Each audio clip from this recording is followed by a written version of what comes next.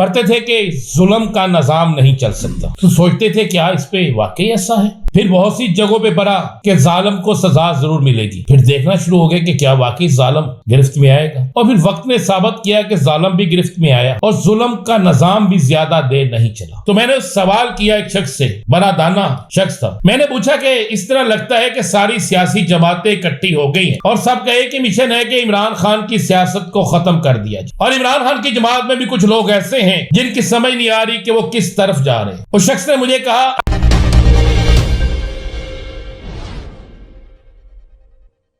बिस्मिल्लाहिर्रहमानिर्रहीम, अस्सलातु वस्सलामु अलैका या सय्यदी या रसूल अल्लाह, अस्सलातु वस्सलामु अलैका या सय्यदी या हबीब अल्लाह।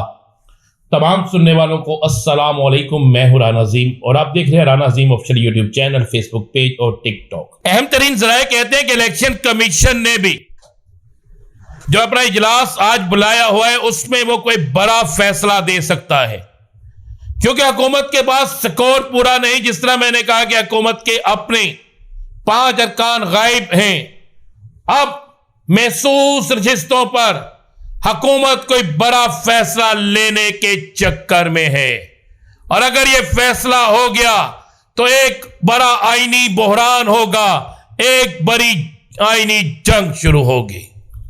पढ़ते थे कि जुल्म का निजाम नहीं चल सकता, तो सोचते थे क्या इस पे वाकई ऐसा है।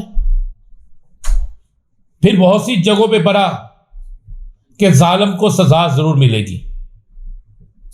फिर देखना शुरू हो गया कि क्या वाकई जालिम गिरफ्त में आएगा, और फिर वक्त ने साबित किया कि जालिम भी गिरफ्त में आया और जुल्म का निजाम भी ज्यादा देर नहीं चला।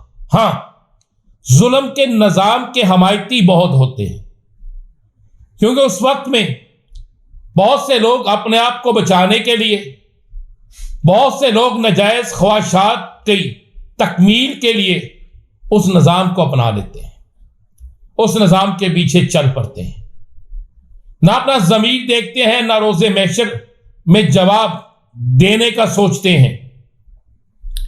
लेकिन जुल्म का निजाम मिट जाता है, जबर का निजाम मिट जाता है।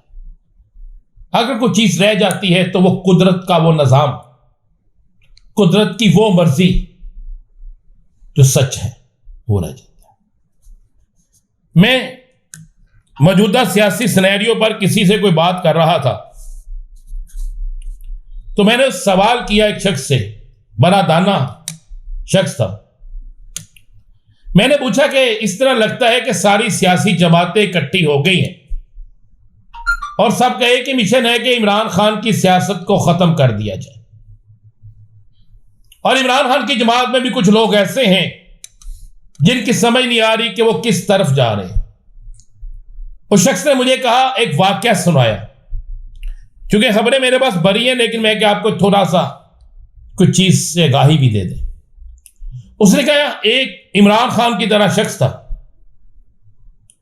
वो पहाड़ की चोटी पे खड़ा था, 300 से 400 या 500 उसके सिपाही थे, उसका सिपा सलार भी साथ था।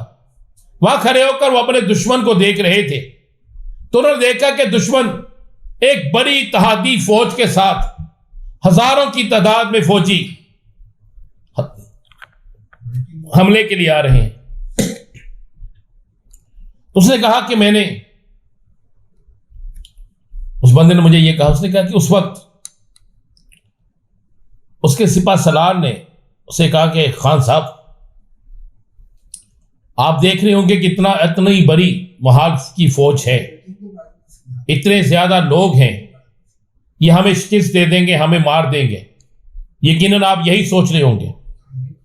तो शख्स ने कहा, नहीं, मैं ये नहीं सोच रहा, मैं ये सोच रहा हूं कि ये जितने हजारों की तादाद में लोग हैं, ये जितने सारे इकट्ठे हो चुके हैं, इनको जब मैं शिकस्त दूंगा, इनको जब मैं मारूंगा मैदान जंग में, तो इतने ज्यादा लोगों की लाशें कहां दफनाऊंगा, लाशें कहां फेंकूंगा, लाशें कहां रखूंगा।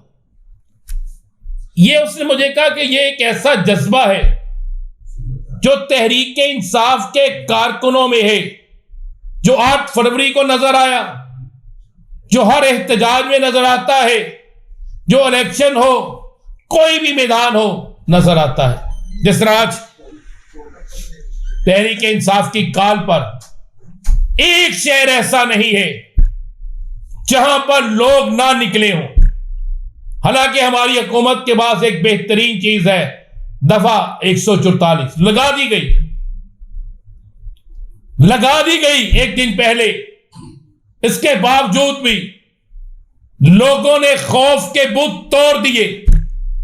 पता है जेलों में जाना है, पता है गिरफ्तारियां होनी है, रात भर छापे भी सहे, लेकिन तहरीक इंसाफ ने खौफ के बुत तोड़कर मैदान मान लिया। तहरीक इंसाफ ने बता दिया कि वो एक जमात है। उसने बता दिया कि वो जीतना जानते हैं, वो बड़े लश्कर का मुकाबला करना भी जानते हैं और बड़े लश्कर को गिराना भी जानते हैं। मुझे अक्सर लोग कहते हैं कि राना साहब आप इतने जज्बाती क्यों होते हैं। मैंने कहा यार बात मैं दिल से करता हूं, और जब दिल से निकलती है तो जज्बात भी आ जाते हैं और तहय्युल भी आ जाता है। आपको बड़ी ब्रेकिंग न्यूज देने जा रहा हूं। जमीयत उलमा इस्लाम ने कहा हमारे अरकान को धमकियां, अख्तर मेंगल के अरकान को धमकियां, तहरीक इंसाफ के अरकान को धमकियां, लोगों को गायब किया जाना, लोगों की फैमिली के लोगों को उठा देना, सारा कुछ इतना शोर मचा हुआ है जिसके इंतहा कोई नहीं। जैन कुरैशी की बेगम की को उठा जाने के बाद तो मामला ही खत्म हो गया कि यहां तक नौबत पहुंच गई। लेकिन आगे क्या हुआ? बड़ी ब्रेकिंग क्या है? बड़ी ब्रेकिंग न्यूज ये दे रहा हूं जिस वक्त आप मेरा व्लॉग सुन रहे हैं। हुकूमत के अपने 5 अरकान गायब हो गए हैं। बड़ी ब्रेकिंग न्यूज देने जा रहा हूं। हुकूमत के अपने 5 अरकान असेंबली गायब हैं।